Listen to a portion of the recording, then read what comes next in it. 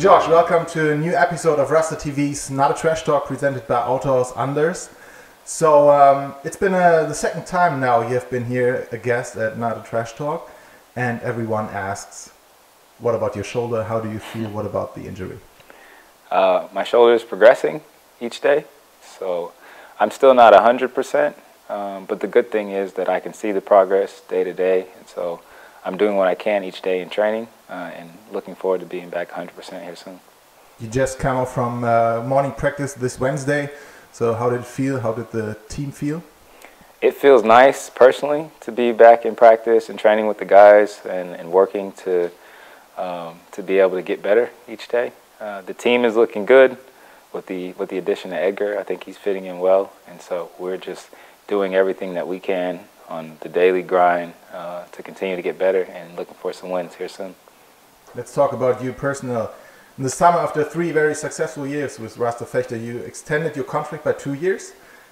Unfortunately, since then there's a lack of success. Have you regretted staying with RASTA already? Never. I love it here. We've had a lot of success, and I think that kind of the staple of a man's character, an organization's character, is how you deal with adversity and tough time. So it's just another opportunity for RASTA to show who we really are. In that summer 2020, you had a great season. You came off a great season. I can imagine that you could have some great offers, maybe from the BBL or from abroad. So tell us a little bit about how did that work out? Yeah, it's true. I played really well last season, and I had teams from abroad that had contacted my agent. Some of the teams that we played in the Champions League, and some teams that had seen me play in other situations, probably mostly from international play. But ultimately, I ended up making the decision to stay here, come back to RASTA, remain true, and be the captain of this team this year. It's your professional season number 11, and every season was in Germany.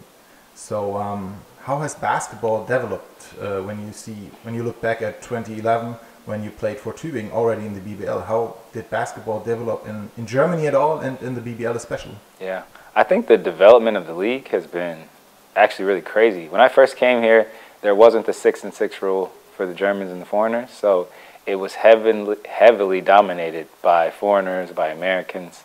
I think what that rule did, saying that you have to have 6 domestic players, it's developed the talent here a lot, and so now you see Germany has put a lot of guys in the NBA, for example. It's developed the league. The BBL has grown, and then from like a social media platform, the sponsorships, the way that they've done in their marketing and their advertising, I think that the Easy Credit has done a really good job developing over the years. And what has to get better still? I think that Germany has to compete on an international level, at a higher level. I think Bayern Munich is really setting the precedence for that this year, the way that they're playing in the Euro League. But for the other teams that are going to play Champions League, even in the FIBA Europe Cup and Euro Cup, I think the teams that play on those stages are going to have to prove that the teams from Germany not only can play, but they can also win those competitions. You just talked about talents in Germany. We have some here, youth national players from Vechta, 15, 16, 17 years old. Who's the prospect you would be count on if you are an agent? Oh man, I like all of the youth players that are playing with us. I think that Martin is a talent that is very high level. He has things that he has to add to his game in understanding the game, increasing his IQ, and that'll come with time, that'll come with age. And then also Justin being really skilled. He's been in practice for the last few days, but his skill set is really developed beyond his years. I think that he has a really good chance to play at a high level. And then you have guys like Killian, who's a workhorse, very athletic, and does a great job. And then Noah, when he comes back, I think that anyone would want him to be a part of their team. So we have some really good talent here at Vechta. Skill level is one, talent is one, character is very important. Yeah. So how can you guys help them in this important part of their youth with 15, 16, 17 years old to get ready, to get a real mindset for being a professional basketball player? Yeah, actually we have those conversations with them individually. I know I have, Steph has done it. because it's important when you're that good and you're so young. People really celebrate you. You know, they give you a lot of praise, but it's important to understand that you're only 15, you're only 16. There are a lot of things that can happen from where you are now to where you want to be that could either keep you from being there or that can kind of hinder that and become obstacles. So what we try to tell them is to remain humble, to work hard, to take advantage of every opportunity, and to learn. If you're going to be in practice with professionals, watch how they move, watch how they work, take the good things from what you see and apply it to your life and to the game. Now we talk about RASTA Vechta's situation right now. 2 games ahead of us, Bonn and Frankfurt. What do we have to do better since the break? I think the obvious answer is we have to win. And that's going to come from being locked in for 40 minutes. So, you know, we've dealt with some injuries. That's part of the game. But with the guys that we have to go out to compete and compete on a consistent level, you're not always going to play the best of basketball, but the effort can never be inconsistent. And that was one of the things that sometimes you watch we play with little passion, sometimes we play with little effort, sometimes we play with great effort. That has to be consistent for us. And then little things like taking care of the basketball, rebounding has been a big Achilles heel for us. And then just sharing the basketball and getting out in transition, really playing at our own pace is going to be key in the second half. And I think that we've been working in a way that's going to be very helpful for us to do that in this next part of the season. You mentioned injuries. We had some of them in the preseason, with Dennis out, with Stefan not at 100%. Now again, is this a main factor that it didn't work out the way everybody hoped it would, or is it too easy to mention the injuries? I think it's easy to mention them. I definitely believe that it played a factor. But again, that's one of the parts of sports that you can't predict and that you actually have to work around. And so we had some guys that sat out, and it was just unfortunate the timing of when people were getting injured. We were playing very important games. We were playing 3-4 games in a week. And so we were a little unfortunate in that aspect.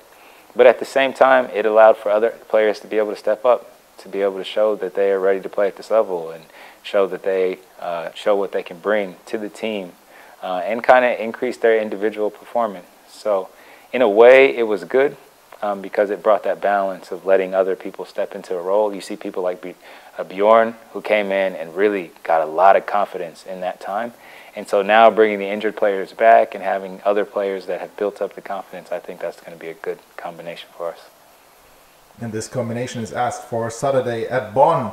First half of the season, we lost 69-80 in a game between winless teams at that point. It was the first win for Bonn at all, and we just only scored 26 points in the second half. Is that game still on your mind? Yeah, for sure. I'll definitely go back and be watching that to see how we played exactly, what adjustments we need to make.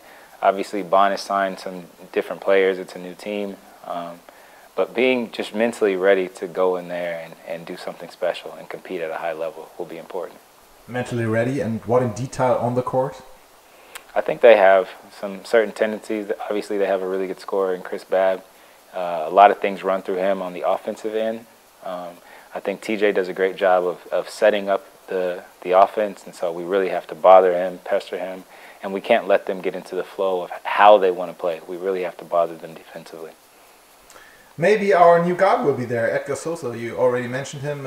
You know him from the 13-14 season, I think, when you played in Tübingen and he at Ulm. Yeah. It's been a while, but is Edgar the reinforcement you were hoping for? Yeah, I love his energy. He brings another element to the team. He's a smart guard. He can shoot the basketball. He can play the pick and roll. And so I think he brings another dynamic to the team that we need. An element of scoring, an element of experience, and an element of really setting us up and getting us into what we need to do offensively. So I think he'll be a good addition to what we're doing now. I've read some facts about next game day and Josh Young. You are away three-pointers from 250 in the BBL and 3 steals from 150 in the BBL. Great. What does stats mean to you at all?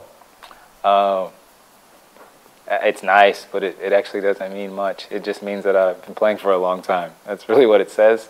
And so I think it's cool to reach those milestones. But the most important thing is going to be that we walk out of there with a win. Now you got 247 threes. What was the most important one in your BBL career? Or maybe there was one even bigger, not in the BBL. The most important three that I hit in the BBL? That's a good question.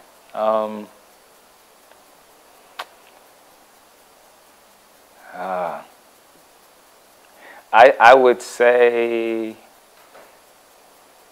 the biggest three that I hit, I don't know. I just remember last season hitting an and 1 3 against Bayreuth here at home, which was a big game for us because we hadn't won a game, and we ended up pulling that game out, and it kind of started us in the right direction. And so I remember that being a big one. I'm sure I've knocked down bigger threes in my career, but nothing comes to mind now. Last question. I know you are very active on social media, Instagram, for example, and it looks like you are preparing a next step. So what about your basketball career? I mean, you're still young. Yeah. But what are your plans? That's a good question. I am definitely preparing for whatever's going to come next. My goal and my plan is to play basketball for as long as I can. But I think it's important to really utilize my platform as a basketball player to kind of segue into the next thing that's going to come into life. And so I think that's what you're seeing in my social media and the things that I post is really gearing up for that transition, whether that happens in 3, 4, 5 years. It's kind of irrelevant, but I think it's important to always be thinking one step ahead and then just kind of living it out day by day. And do you think it's a must that the career B is in sports, or is that not a must? It's not a must for me.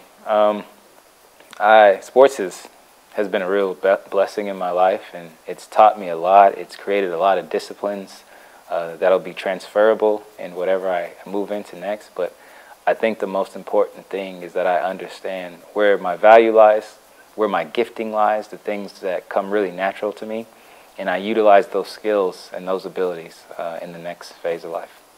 Josh Young, captain of RASTA Vechta, thank you very much, and all the best for the game in Bonn on Saturday. Thank you.